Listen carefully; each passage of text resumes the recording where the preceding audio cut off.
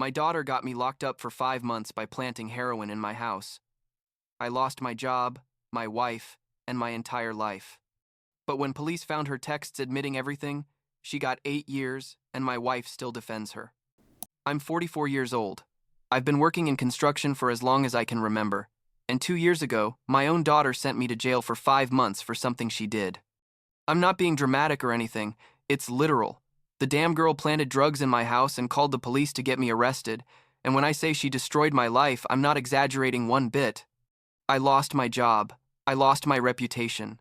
I lost my marriage. I lost everything. And the worst part is that my wife, this girl's mother, never fully believed me, not even when the truth came out. But I guess I should start from the beginning. When Amanda was young and already showing signs that something wasn't right. Amanda was always difficult, ever since she was a kid. She wasn't like other children who throw normal tantrums. She had something else. An attitude. A way of looking at you like she hated you even when you gave her everything she asked for. My wife always told me it was just a phase, that she would mature, that all teenagers are complicated, but I saw something different in Amanda, something that made me feel uncomfortable in my own home. When she was like 14 or 15 years old, she started hanging out with weird people, guys who looked like obvious dealers, kids who showed up in expensive cars but had no jobs. You know what I mean? And every time I tried to talk to her about her friends, she would get hysterical, scream that I was controlling, that I hated her, that I was ruining her life. My wife always took her side, told me to stop being so hard on her, that it was normal for her to want to have her own friends. Normal. As if it were normal for your 5-year-old daughter to come home at 3 in the morning smelling like marijuana. At 16, she dropped out of high school, just like that. One day she said she wasn't going back and she never did. I tried to force her. Honestly, I told her that as long as she lived under my roof, she had to study or work, that I wasn't going to support someone who did nothing. But my wife, God. My wife always found an excuse for her, that Amanda was going through a difficult time, that she needed time to find herself, all that self-help book bullshit she read. I find herself? The girl was 16 years old. The only thing she needed was discipline and structure. But no.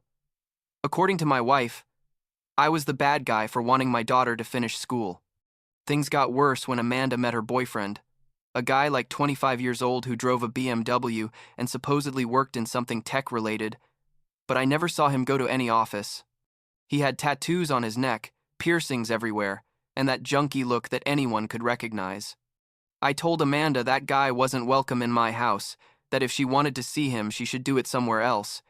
And you know what happened? She left with him. Just like that. One day I came home from work, and my wife was crying in the kitchen because Amanda had packed her things and left. She was 17. Still technically a minor, but there was nothing we could do because she didn't want to come back. 3 years went by without hearing anything from her. 3 years. My wife tried to call her 1,000 times, sent her messages, wrote to her on social media, but Amanda never responded. I honestly thought that maybe it was better that way, that maybe without her in the house things could be calm again. But my wife was devastated. She cried every night wondering where her daughter was, if she was okay, if she was even alive. And I tried to comfort her, but at the same time I thought, well, she decided to leave. She decided to cut contact with us. What else can we do? Then one day, like 2.5 years ago now that I think about it, Amanda showed up at our door. She looked horrible. Skinnier than I'd ever seen her, with huge dark circles under her eyes, dirty hair, clothes that looked like they hadn't been changed in weeks. She said she had broken up with her boyfriend, that she had nowhere to stay, that she needed help. My wife, obviously, let her in immediately, fed her, prepared her old room, acted as if the last 3 years hadn't happened. I didn't agree, honestly. I told my wife this was a bad idea, that Amanda was just using her parents because she needed something, but again I was the bad guy. Again, I was the insensitive one who couldn't forgive his own daughter.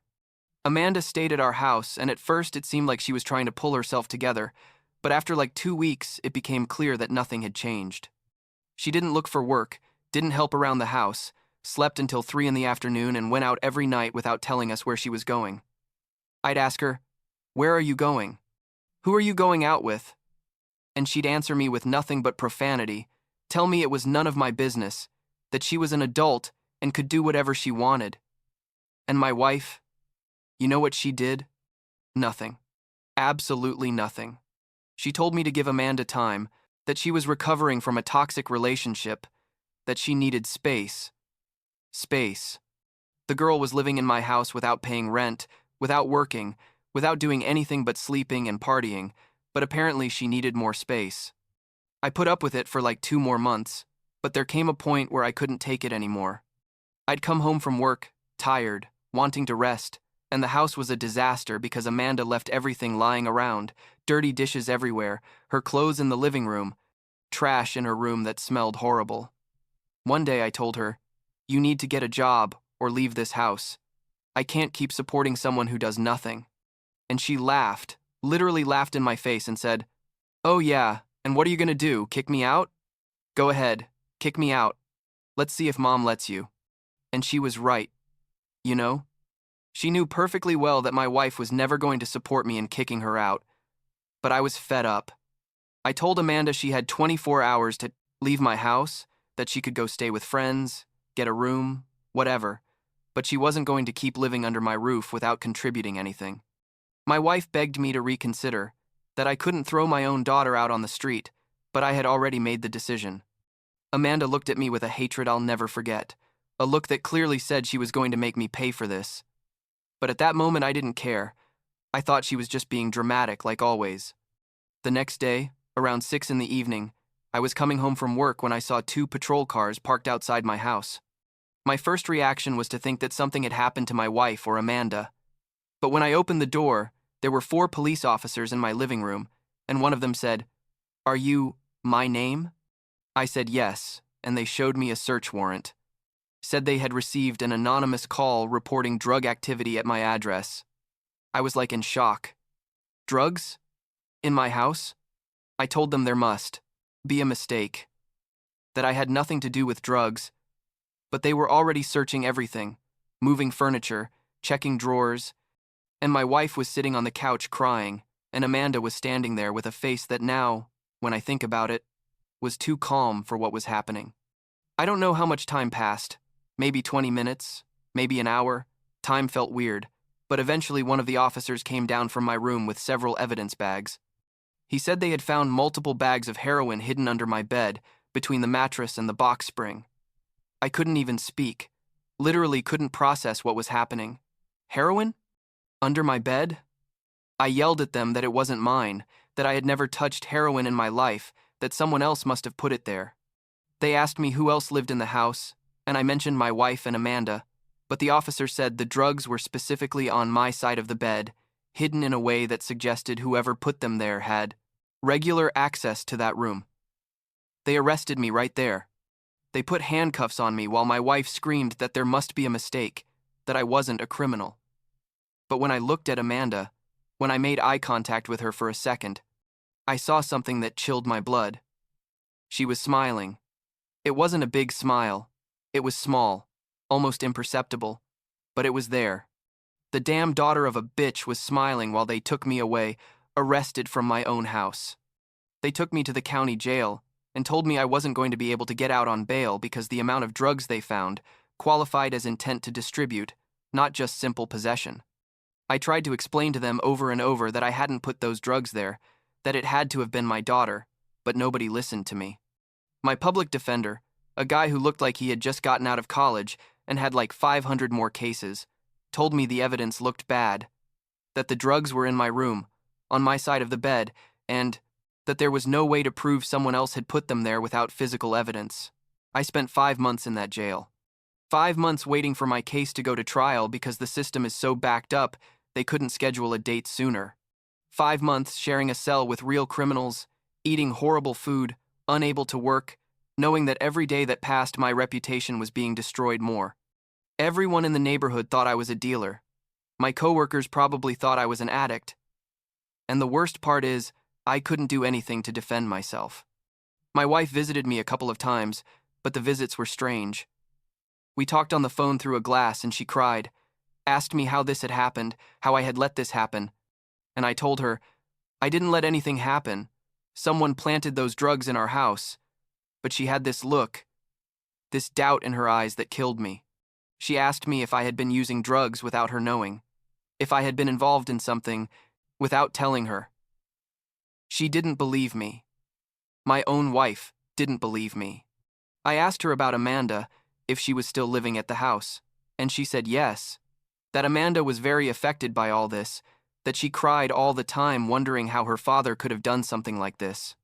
And I wanted to yell at her to open her eyes, to see what was obvious, but I couldn't, because even at that moment, even after everything, my wife couldn't accept that her daughter was capable of something so horrible. But the truth always comes out, right? Or at least sometimes it does. My lawyer, who finally started taking my case seriously when he saw I wasn't going to plead guilty, hired a private investigator with money we didn't have to review my case. The investigator started asking questions in the neighborhood, checked security cameras from nearby houses, and found something interesting. Turns out Amanda had been seen multiple times in the weeks before my arrest, going in and out of the house, with guys the police already had on file as known dealers. There were traffic cameras showing her in her car going to areas known for drug sales. But what really changed everything was when the investigator got access to Amanda's text messages. I don't know how he did it legally, something about a court order based on evidence of criminal activity, but he found messages where Amanda talked to people about selling drugs, about making deliveries, about getting clients. There were messages from the week before my arrest where Amanda told someone she was ready to move out, that she just needed to make sure her father wouldn't bother her anymore, and that she had a plan to keep him busy for a while. A plan. The girl literally planned to ruin my life because I told her to leave my house. When this evidence came out, things moved fast. The police re-examined the drugs they found and realized there were no fingerprints of mine on the bags, no DNA trace connecting me to them. They interviewed people who knew Amanda, and everyone said the same thing, that she had been selling drugs since she moved back in with her parents, that she basically used our house as a base of operations. One of her ex-friends even said Amanda had bragged that her dad was so stupid he would never notice what she was doing. The charges against me were dropped after 5 months. 5 months of my life thrown away, my job lost, my reputation destroyed, and all I got was a, "We're sorry. It was a mistake." My lawyer told me I could sue for wrongful imprisonment, but it probably wouldn't go anywhere because technically the police had followed correct procedures based on the evidence they had at the time. Amanda was arrested like a week after I was released.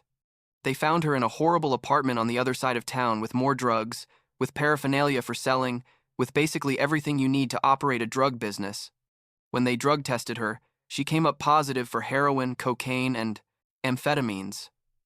My daughter was an addict and a dealer, and she had destroyed my life to save hers. Amanda's trial was relatively quick. She pleaded not guilty at first, obviously, but the evidence was overwhelming. The messages, the witnesses, the drugs found in her apartment, everything pointed to her being a full-fledged criminal. Her lawyer tried to argue that she was also a victim, that she had fallen into drugs due to her ex-boyfriend's influence, that she needed help, not punishment, but the prosecutor showed no mercy. He showed the messages where Amanda admitted to planting the drugs in my room, showed evidence that she had made the anonymous call to the police, proved that it had all been a calculated plan to get rid of me. Amanda was found guilty of possession with intent to distribute, planting false evidence, and making a false accusation to the police. They sentenced her to 8 years in a rehab and jail facility, with possibility of parole after 5 years if she completed the rehab program. 8 years. It wasn't even enough for me, honestly, but at least it was something. I got a restraining order against her as soon as the sentence came out. I don't want to see her. I don't want to talk to her. I don't want to know anything about her for the rest of my life.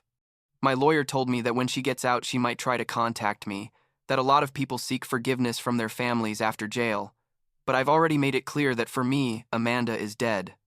I don't have a daughter. I had a daughter, but that person no longer exists to me. What I didn't expect was that my marriage would also go to shit. I thought that after the truth came out, my wife would finally see things as they were, that she would understand I had always been right about Amanda, that I wasn't the bad guy she thought I was. But no. Even after everything, even after seeing the evidence with her own eyes, my wife kept defending Amanda. She said Amanda was sick, that drugs had changed, Her that she was still our daughter and deserved love and support. I told her, "That girl sent me to jail, destroyed my life, and you want me to support her?" And she cried and said, I didn't understand a mother's love, that I couldn't just abandon her daughter. She started writing letters to Amanda in jail. I know because I found them in her desk one day. Pages and pages telling Amanda she loved her, that she missed her, that she was praying for her. She didn't mention anything about me in those letters. Not an apology for not believing me, not an acknowledgement of what she had put me through. It was like I was invisible. Like the only ones who mattered in this story were her and Amanda. We had horrible fights. I told her she had to choose, either me or Amanda, that I couldn't stay married to someone who supported the person who had destroyed me. And she told me I was cruel, that I was asking her to abandon her daughter, that I didn't understand anything. The fights became more and more frequent, more and more intense, until one day I simply packed my things and left. I rented a small apartment on the other side of town, got a new job at a construction company that didn't know anything about my arrest, and basically started a new life. My wife and I are still technically married, but we don't talk. She keeps living in the house, keeps writing to Amanda, keeps acting like I was the one who ruined everything. And I'm here, in my one-bedroom apartment, trying to rebuild a life that should never have fallen apart in the first place. I lost my previous job. I lost friendships because people thought I was a criminal.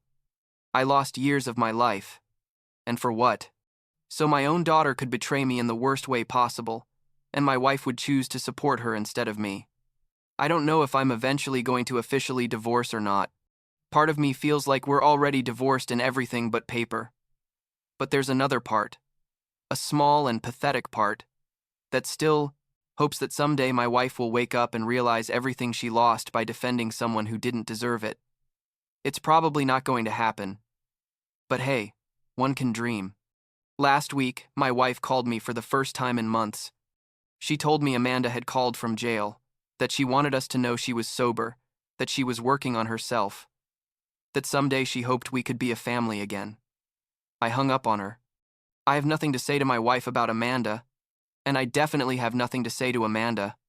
That part of my life is over, and even though everything I lost hurts, even though there are nights when I wonder how we got to this point, I know there's no going back.